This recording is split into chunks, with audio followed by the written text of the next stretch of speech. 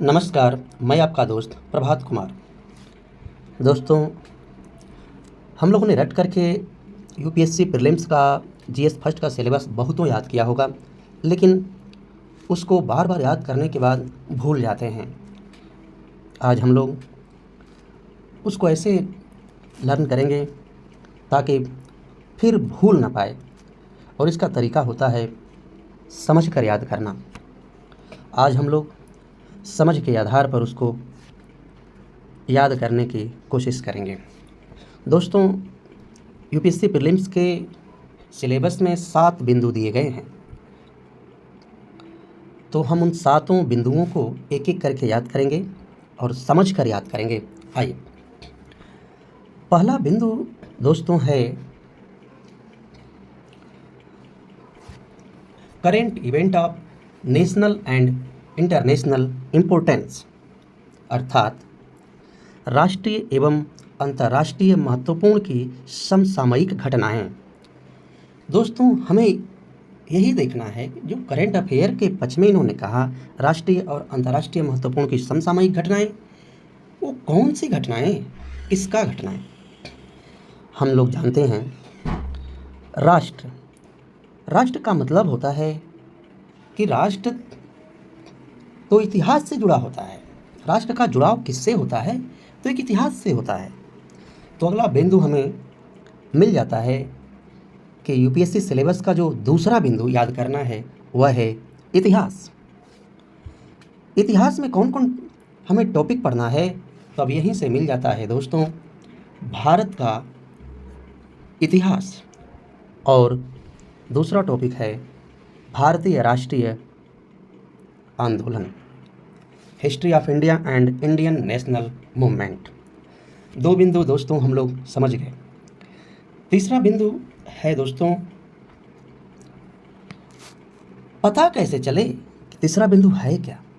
दोस्तों, हम पुनः प्रश्न करेंगे कि इतिहास का जुड़ाव किससे होता है, तो आंसर यही आएगा कि इतिहास तो जमीन से जुड़ा होता है, भूमि से जुड़ा होता है, अर्थात यहीं से आंसर मिल जाता है भूगोल।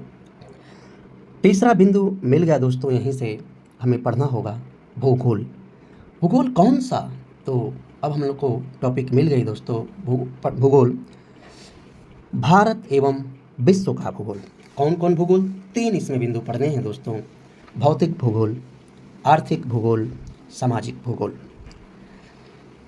India and world geography, physical geography, economic geography and social geography. दोस्तों, इस प्रकार हम लोग 3 बिंदु लर्न कर चुके। बात ये आती है दोस्तों कि किसी राष्ट्र के पास भूगोल होता है, उस भूगोल में रहते कौन हैं? तो आंसर निकलेगा लोग। जब लोग हैं तो उसमें कुछ ना कुछ, कोई ना कोई तंत्र होगा लोगों को चलाने के लिए, रहने के लिए, अर्थात राज व्यवस्था और सुशासन, पॉलिटी एंड गवर्नेंस। हमें चौथा बिंदु भी मिल गया दोस्तों। इसमें पढ़ना क्या होगा? तो पहला हमें पढ़ना है टॉपिक कॉन्स्टिट्यूशन, संविधान। दूसरा टॉपिक पंचायती राज। तीसरा टॉपिक पॉलिटिकल सिस्टम, राजनीतिक प्रणाली। चौथा टॉपिक पब्लिक पॉलिसी, लोक नीति। और 5वां टॉपिक पढ़ना है दोस्तों राइट इशू, अधिकार संबंधी मुद्दे।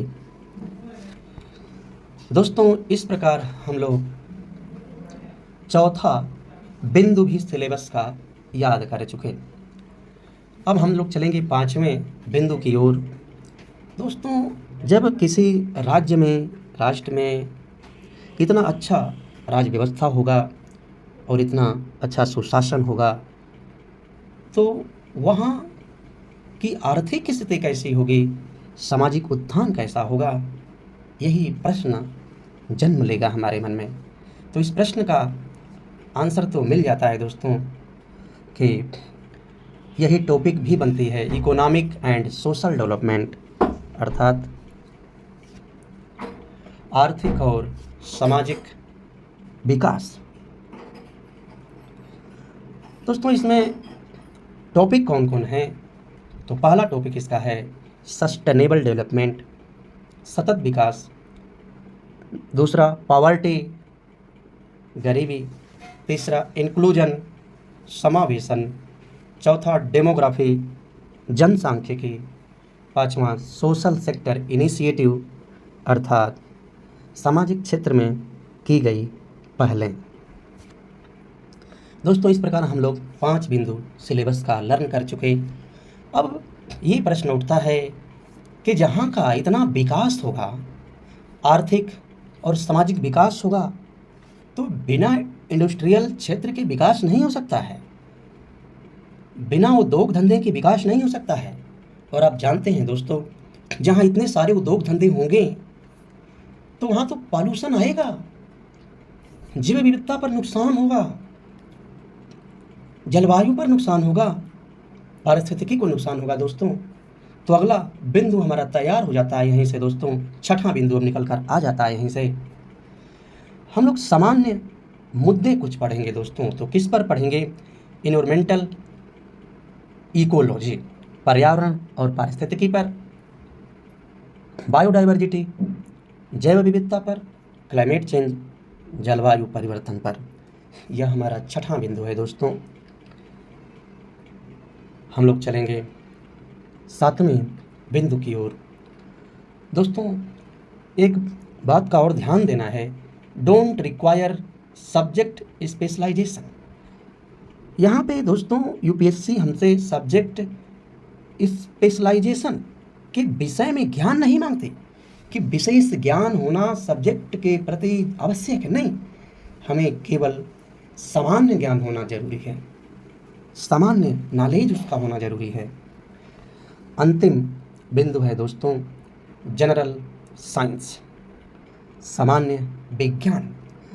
यहाँ पे यूपीएससी ने यह देखने की कोशिश किया है दोस्तों अंतिम 7वां बिंदु में कि उस राष्ट्र का, उस देश का साइंस के क्षेत्र में कितना विकास हुआ। इसी के साथ दोस्तों